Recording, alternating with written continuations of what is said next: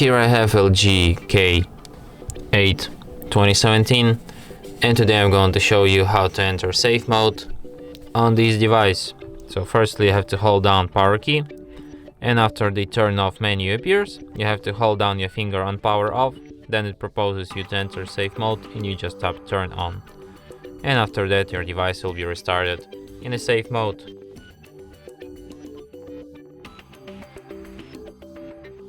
And as you can see, the sign here says which safe mode, which is the proof that we're in a safe mode right now.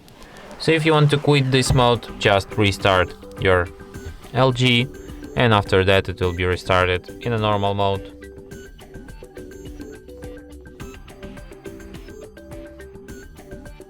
And that's it. Thanks for watching. If you find this tutorial useful, don't forget to hit that like button and subscribe to our channel.